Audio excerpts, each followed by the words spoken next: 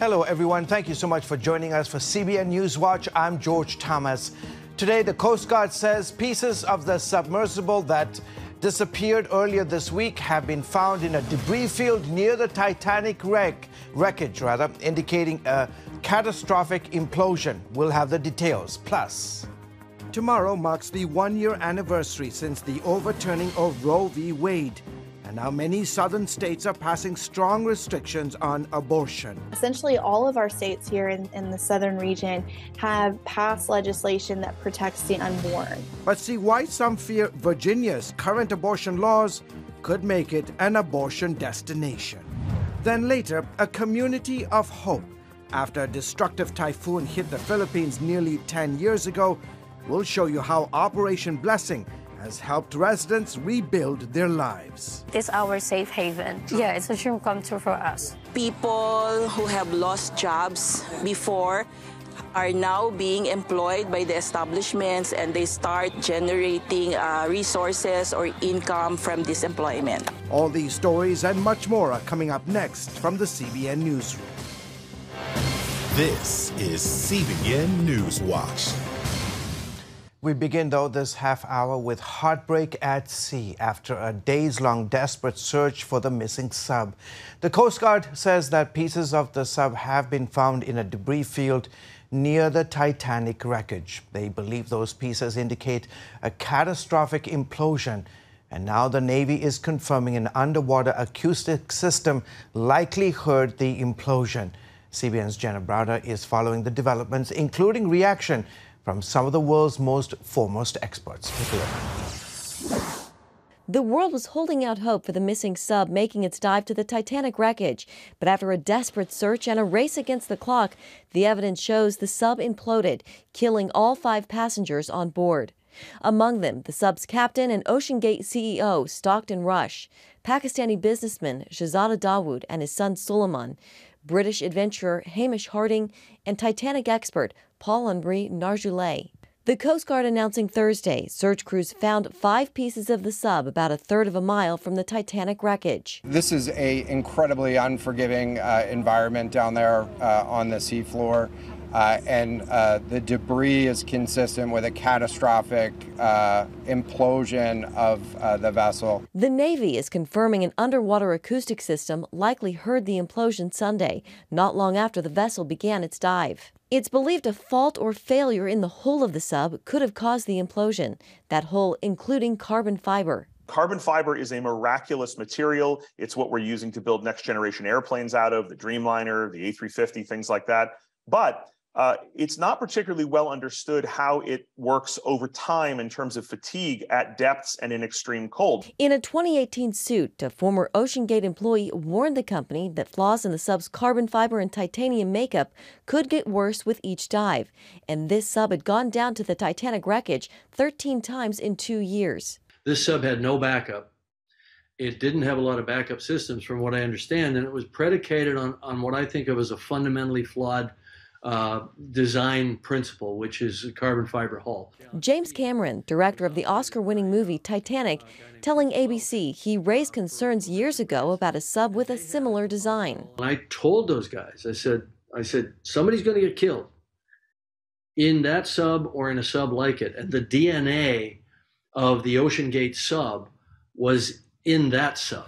He and others believe the sub, in an emergency move, had dropped its weights and was trying to make it back to the surface. More than likely, they, as they were experiencing difficulties, began to drop their weights and ascend to the surface. They never made it. So if you're on your way up and you're buoyant and you don't make it, it's a catastrophic implosion.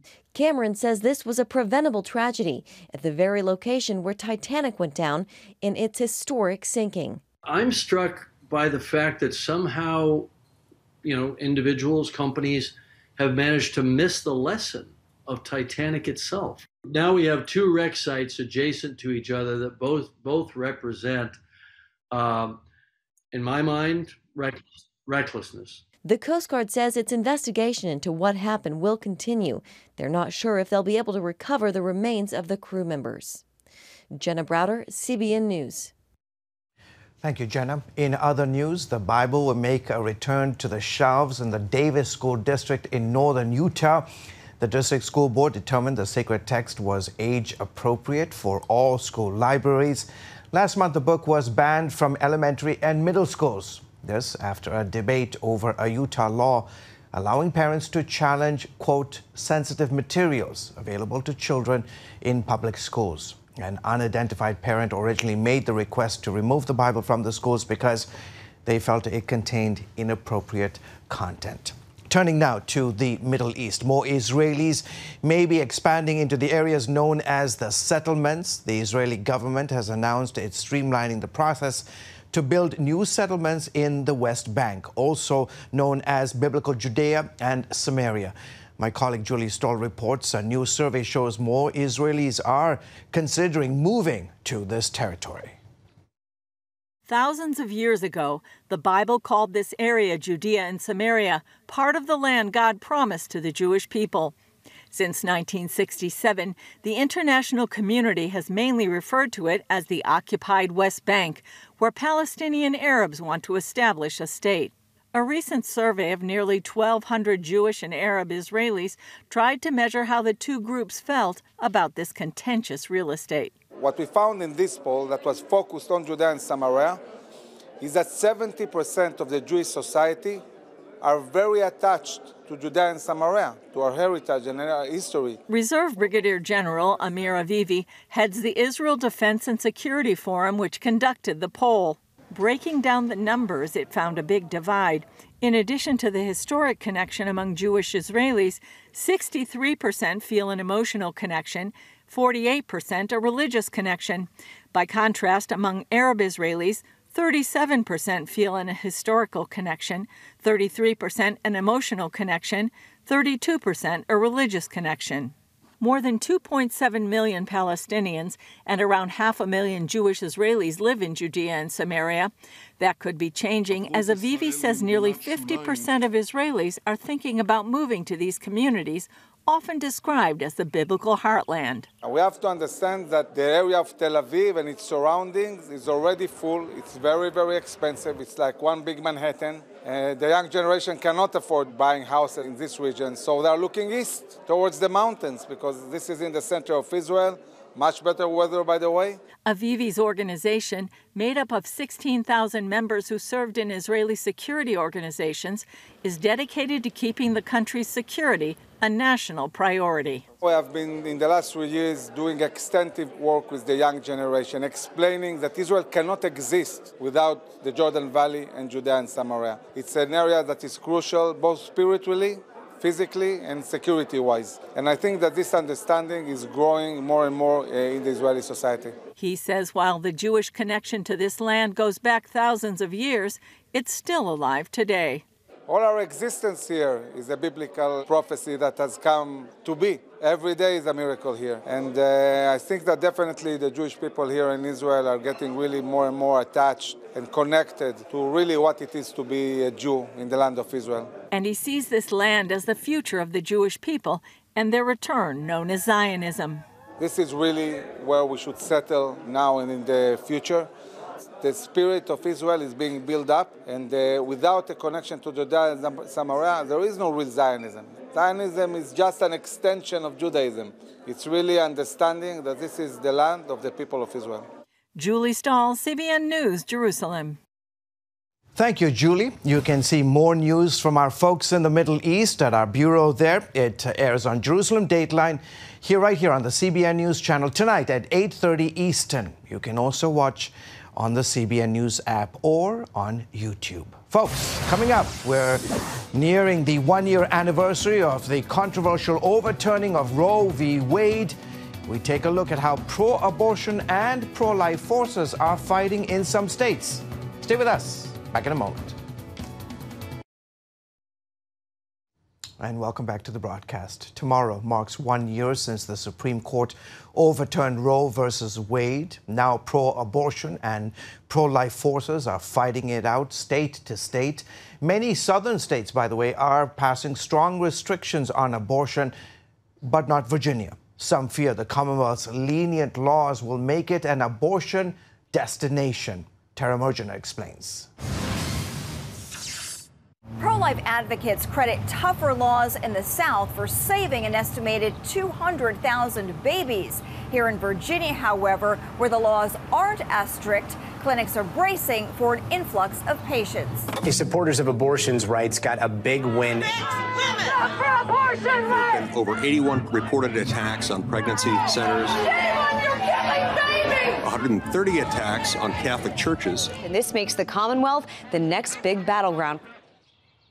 Pressure is focused on Virginia as tougher abortion restrictions take hold across southern states. Essentially, all of our states here in the southern region have passed legislation that protects the unborn. Since the Supreme Court's ruling on Dobbs last year, the Commonwealth's neighbors to the south have passed some of the strictest abortion laws in the nation. Virginia's abortion laws are among the more liberal, with the procedure allowed until 26 weeks. And since 2020, no more 24-hour waiting period after an ultrasound. Ayes 39, noes 1. Ayes 39, noes 1. State Democrats also recently defeated several bills that would have limited abortion access. There was pushback, of course, on any sort of pro-life legislation, including the 15-week bill from the pro-abortion Virginia Senate. Nearby North Carolina's new law banning the procedure after 12 weeks of pregnancy takes effect July 1st. Later this month, the state Supreme Court will take up the newest abortion law. Amid court challenges, South Carolina Republican lawmakers are pushing for a prohibition after 6 weeks. If they succeed, Virginia will be the only southeastern state to allow an abortion after the first trimester. I think we're going to see a lot of lives saved because of those bans. Alabama, Mississippi, Tennessee, Arkansas, and Louisiana have near total bans in place, and it's no longer allowed after 6 weeks in Georgia and Florida. These babies have beating hearts. They can move, they can taste. With this limited access, there's concern on both sides that Virginia will become an abortion destination. Yes, there are women that are traveling out of state to have abortions, but I also think, and I have seen, that many women who maybe would have before chosen abortion are now choosing life just because there's now so much information, so much talk about abortion in the media. And Virginia could soon strengthen its laws as well if Republican Governor Glenn Youngkin has his way. Virginians elected a pro-life governor.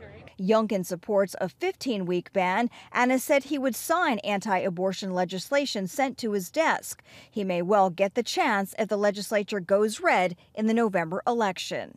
At the same time, the courts are considering the future of abortion pills, which account for half of all U.S. abortions. In Northern Virginia, I'm Tara Mergener, CBN News.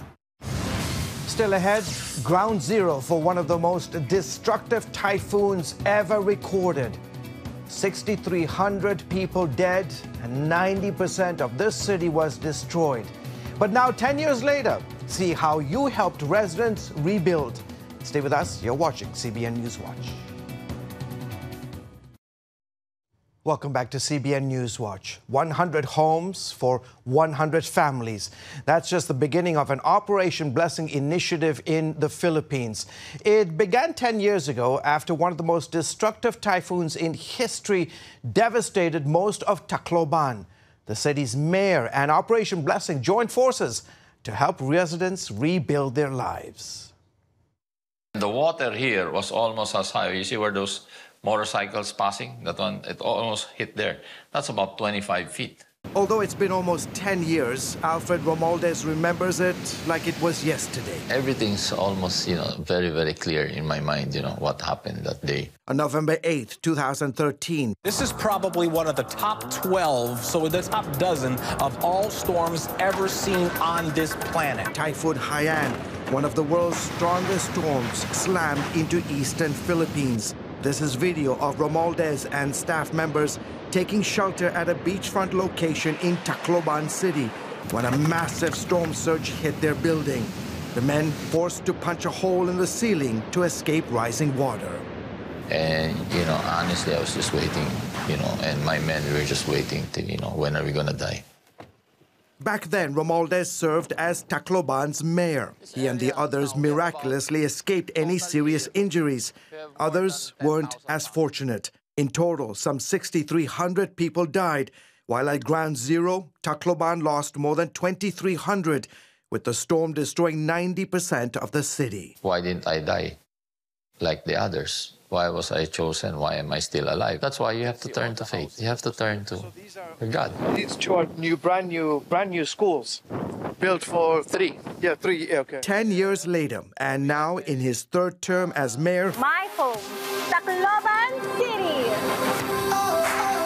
Romualdez sees his decision to launch Tacloban's Build Back Better campaign, bringing together residents, government agencies, donors, and humanitarian organizations as key to rebuilding his destroyed city. He believes it's why God spared his life. Today, visitors to Tacloban's newly renovated City Hall are welcomed with Psalm 100, verse 5, inscribed on the front entrance. Why would you teach a person if you saw the person is doomed? You teach the person, because you feel that, hey, you're going to be alive, you're going to fix the next generation. It's going to prepare you in life, make you stronger, make you move forwards, giving hope. And that's what happened here.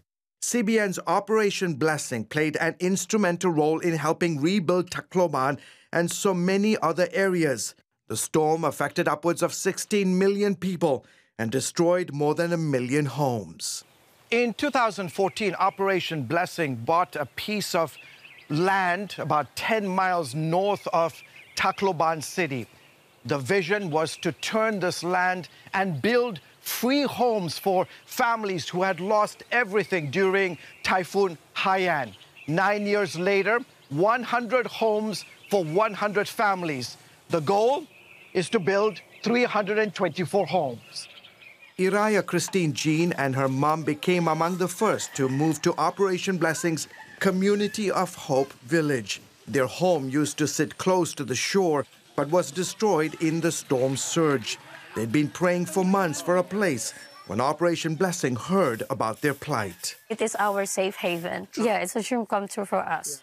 Alje Basilan also got a new home and, with seed money help from OB's livelihood projects, was able to start a small business. We used to live in a squatter area, but when Operation Blessing offered us a new place, it came with opportunities that I could never imagine. So people who have lost jobs before are now being employed by the establishments, and they start generating resources or income from this employment. Construction on the Community of Hope village started in 2015 with the goal of building safe, secure, and permanent housing for families displaced by the storm. Using special bamboo cement technology, Operation Blessing constructed each home to be capable of withstanding a magnitude 8 earthquake and winds more than 150 miles per hour. Each household is granted with solar-powered, single-detached, 60-square-meter house with 2 rooms, 2 bedrooms, 1 kitchen, 1 living room, and a toilet. OB also built a community center that serves as a gathering point for various children's activities, food distribution, and educational programs. And on Sunday, houses a church service for residents. John Peter Falguera felt led by God to move here and serve as its pastor. When I started in 2016, we were in the pioneering stages of the ministry here. Since then, Pastor Falguera holds nightly prayer meetings and Bible study with residents. We go house to house for evangelistic ministry and hold events for the young people where we introduce the Word of God to them. As a result, all 100 families have now heard the gospel message. We can see that there is improvement in terms of values, in terms of lifestyle, even in terms of peace and order in this community. A decade later, Typhoon Haiyan is a painful memory that still lingers here for survivors. Yet to see a city such as Tacloban and many others completely rebuilt with continued support from groups like Operation Blessing gives survivors hope that they are stronger and better prepared today to face another potential storm. Coming up, It is a rare moment of bipartisanship on Capitol Hill, and it involves a stamp. Stay tuned to find out more. Introducing a brand new way to start your morning. Get your daily quick start from CBN News. A quick read on the important news of the day delivered right to your inbox. Stay current on breaking news, politics, and entertainment. Discover how God is moving around the world and here at home. Plus, get exclusive stories and daily scripture encouragement just for you. Stay informed. Go to quickstart.news and subscribe today. Get your daily quick start from CBN News. A quick read on the important news of the day delivered right to your inbox. Stay current on breaking news, politics, and entertainment. Go to quickstart.news and subscribe today. Well, it's a sweet birthday gift for a young boy. 8-year-old Carter Atik's parents bought him his very own ice cream truck. How about that? It's a van renovated into the Ice Cream Express. But here's a scoop. Carter is expected to run it as a business, earning money to pay back his parents for the van. Good idea. His parents say this will help him to learn social skills, financial responsibility, and even save for college. Way to go, Carter. Good luck on your business, buddy. A rare moment of bipartisanship in the United States Capitol. On Wednesday, members of both parties gathered on the House floor to unveil a U.S. Postal Service stamp depicting the late John Lewis. Lewis was a leader of the civil rights movement and spoke to the crowd before Martin Luther King Jr.'s I Have a Dream speech. He later served in Congress as a Georgia representative until his death in 2020. The stamp honoring his life and legacy will be issued in July. Congratulations. Folks, that is it for this edition of CBN NewsWatch. Remember, you can find more of our news programs on the CBN News channel anytime online or at cbnnews.com. Also, by the way, tell us what you think about the stories you've seen by emailing newswatch@cbn.com, or you can reach out to us on Facebook, Twitter, and Instagram. From all of us here from the headquarters of the Christian Broadcasting Network, until next week, goodbye. God bless. Have a great day, folks.